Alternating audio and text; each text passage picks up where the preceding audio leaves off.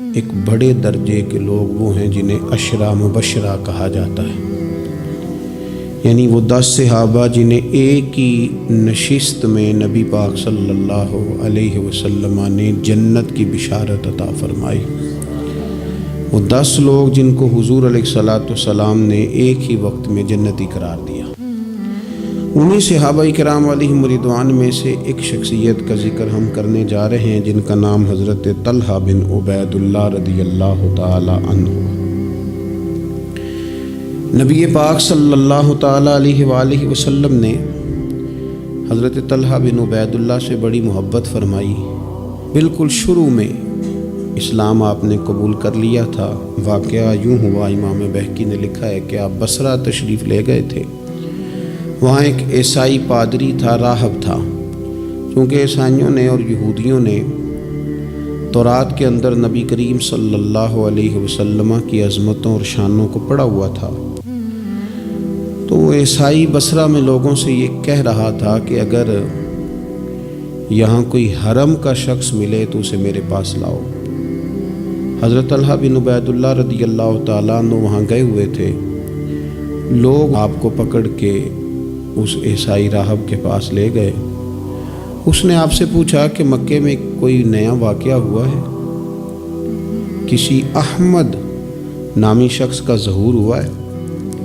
انہوں نے کہا حضرت طلحہ بن عبید اللہ نے کہ نہیں، مجھے تو نہیں پتا۔ تو اس نے کہا کہ وہاں احمد نامی ایک شخص کا ظہور ہوگا جو اللہ کے پیارے رسول ہوں گے۔ حضرت طلحہ بن عبید اللہ کہتے ہیں وہ بات میرے دل میں نقش کر گئی۔ میں وہاں سے مکہ شریف آیا اور میں نے لوگوں سے پوچھا کہ یہاں کوئی انوکھی بات ہوئی ہے، تو انہوں نے کہا ہاں، نبی پاک صلی اللہ علیہ وسلم نے اعلان نبوت کیا ہے اور جناب ابو بکر صدیق نے ان کی اتباع بھی قبول کر لی ہے۔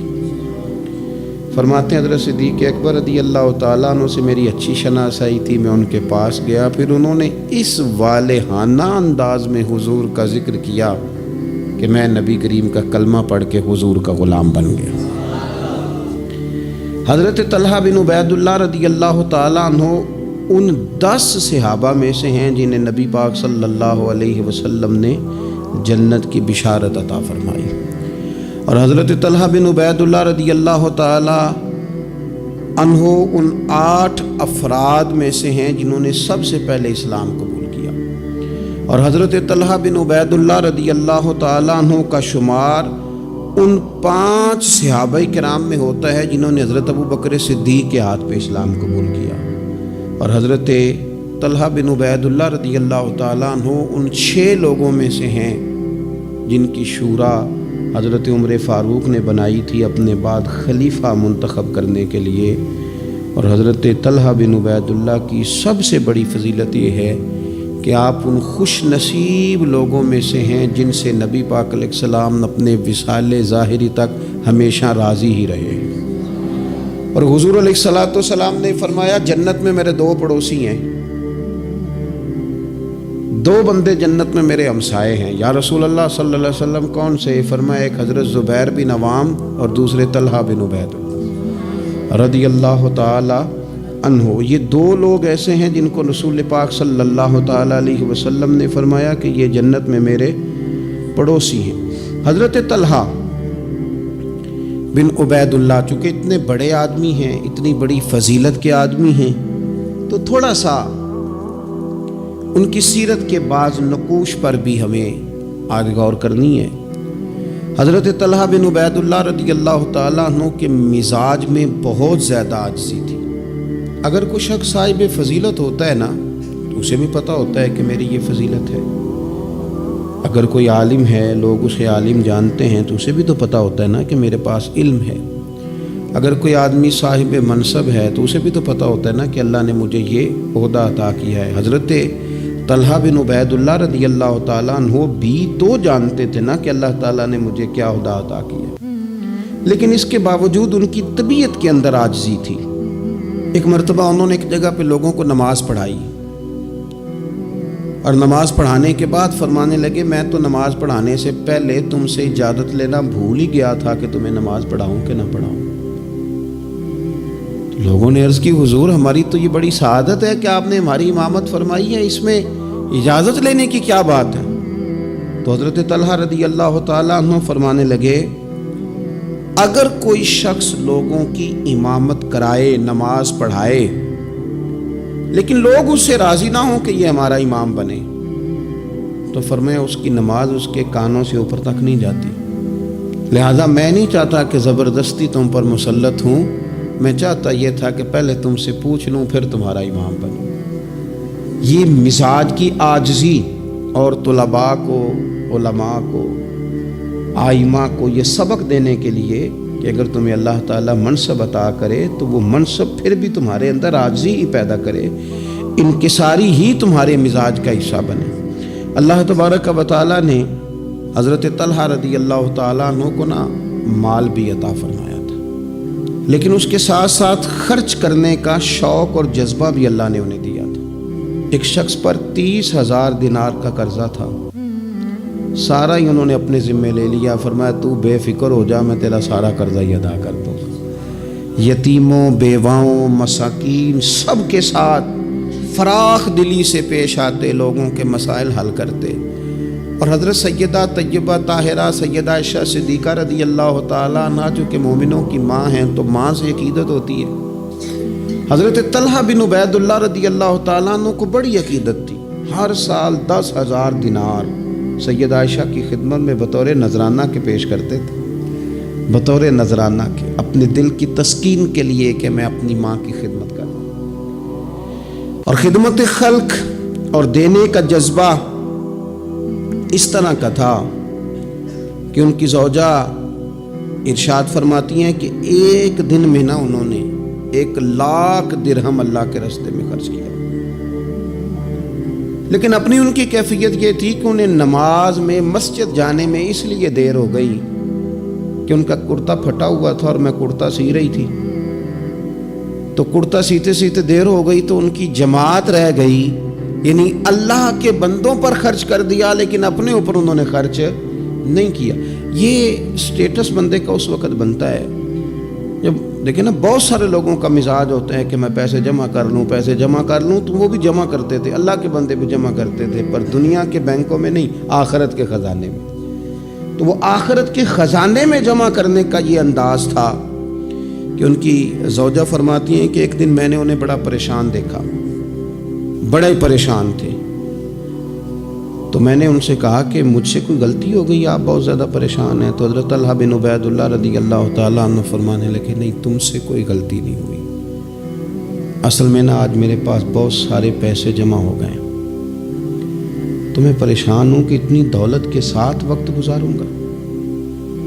کتنی بلڈنگوں پہ راضی ہیں مسلمان، سرمایہ آتا کسے برا لگتا ہے، کس طرح لوگ پیسہ چھپا چھپا کے رکھتے ہیں، کس طرح لوگ اپنی بے نامی جائیدادیں بناتے ہیں، کیا ترتیب لوگ اختیار کرتے ہیں مال کو کسی طریقے سے سنبھال کے رکھا جائے، خرچ نہ ہو۔ لیکن فرمانے لگے میرے پاس پیسے جمع ہو گئے، پریشان ہوں، کہیں رات ہی نہ گزر جائے اسی طرح کے پیسے پڑے رہیں۔ تو آپ کیا لیے فرمانے لگی کیوں پریشان ہوتے ہیں، آپ مجھے پتہ ہے حضور کے صحابی ہیں، آپ کا دل اتنا اجلا اور اتنا صاف ہے کہ یہ دولت آپ کے دل میں وقت گزار سکتی نہیں، جہاں اللہ رسول کے ڈیرے ہوں وہاں دولت کیسے وقت گزارے گی؟ تو آپ اس طرح کریں، اس کو خرچ کر دیں، کچھ بھی نہیں ہوتا، بوجھ اتر جائے گا۔ فوراً ہی لونڈی کو بلایا اور خرچ کرنا شروع کیا۔ تو کتنے خرچ کیے؟ ایک دن کے اندر انہوں نے 4,00,000 دینار لوگوں پر خرچ کر دیے۔ پیسے کو سنبھال کے نہیں رکھا، جمع کر کے نہیں رکھا، اس ترتیب کے ساتھ انہوں نے اپنی زندگی میں خرچ کیا۔ پھر دوسری بات یہ تھی کہ وہ اخلاقیات کے حوالے سے ایک بڑا عمدہ مقام رکھتے تھے۔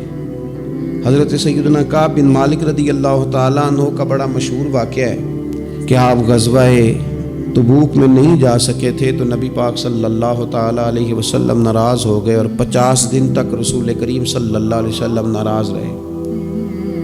حضرت کعب بن مالک رضی اللہ تعالیٰ عنہ فرماتے ہیں کہ ظاہر ہے حضور ناراض تھے، تو پھر مجھے لگتا تھا کہ سارا مدینہ ہی ناراض ہے، زمین و آسمان ناراض ہے۔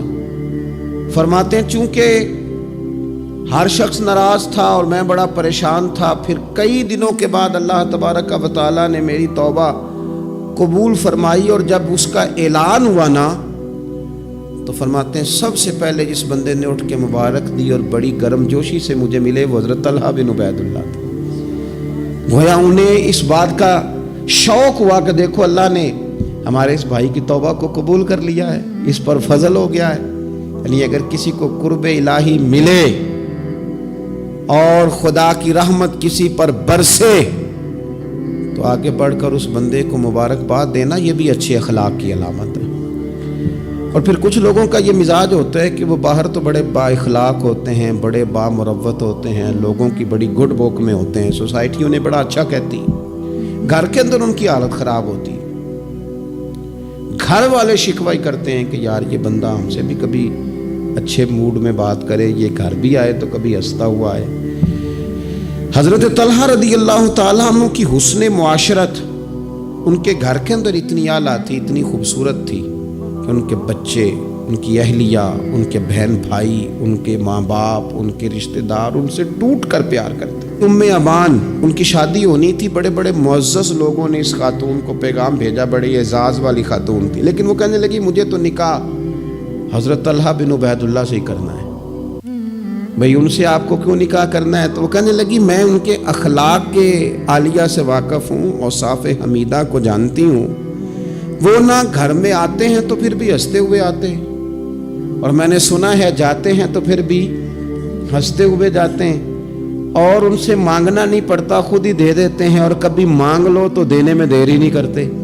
اور فرمانے لگی اگر کوئی کام کر دو تو شکریہ ادا کرتے ہیں، اور کوئی غلطی ہو جائے تو محبوب کے صحابی کی شان یہ ہے کہ فوراً معاف کر دیتے ہیں۔ تو ان اوصاف کا شوہر اگر کسی کو ملے تو پھر اس خاتون کو نکاح کرنے میں دیر نہیں کرنی چاہیے۔ حضرت طلحہ بن عبید اللہ رضی اللہ تعالیٰ عنہ کی بڑی خدمات ہیں، تمام غزوات میں شریک ہوئے سوائے غزوہ بدر کے۔ اس میں بھی بعض محدثین نے لکھا ہے کہ انہیں نبی پاک صلی اللہ تعالیٰ علیہ وسلم نے ایک مہم پہ بھیجا تھا جس کی بنیاد پر وہ جو نہ جا سکے غزوہ بدر میں، عملی طور پر شریک نہ ہو سکے، لیکن جو غزوہ احد ہے اس کے بارے میں تو حضرت ابوبکر صدیق رضی اللہ تعالیٰ عنہ فرمایا کرتے تھے غزوہ احد کا سارا دن ہی حضرت طلحہ کا ہے۔ نبی پاک صلی اللہ تعالیٰ علیہ وسلم نے نا ڈبل زرہ پہن لی تھی، 2 زرہیں حضور نے پہن لی تھی، تو ایک پہاڑ پر حضور چڑھنے لگے تو کچھ مشقت محسوس ہوئی، قربان جائیں۔ حضرت طلحہ نے جلدی سے گردن جھکائی، یا رسول اللہ یہاں رکھیں آپ قدم اور آپ چڑھیں۔ محبوب نے قدم رکھا اور رکھتے ہی فرمایا لو طلحہ تم نے اپنے اوپر جنت واجب کر لی ہے، تم نے اپنے اوپر جنت واجب کر لی۔ اس دن چونکہ افواہ اڑا دی تھی احد کے دن کفار مکہ نے کہ نبی پاک صلی اللہ تعالیٰ علیہ وسلم کو شہید کر دیا گیا، تو لوگ بکھر گئے تھے، تو جو 12 لوگ نبی پاک علیہ السلام کے ساتھ رہ گئے ان میں حضرت طلحہ بن عبید اللہ تھے۔ جو تیر بھی حضور کی طرف آتا تھا نا وہ اپنا ہاتھ آگے کر دیتے تھے، ان کا ایک ہاتھ شل ہو گیا سارا۔ ان کے وجود پر احد کے دن حضور کو بچاتے ہوئے 70 زخم لگے، تیروں کے، تلواروں کے، نیزوں کے 70 زخم لگے۔ سجنا جان امانت تیری تو جدو مانگ سے میں پیش کرے ساں، 70 زخم لگے۔ حضرت صدیق اکبر رضی اللہ تعالیٰ عنہ فرماتے ہیں جب ہم حضور کی خدمت میں حاضر ہوئے تو نبی پاک صلی اللہ علیہ وسلم نے فرمایا پہلے طلحہ بن عبید اللہ کو دیکھو۔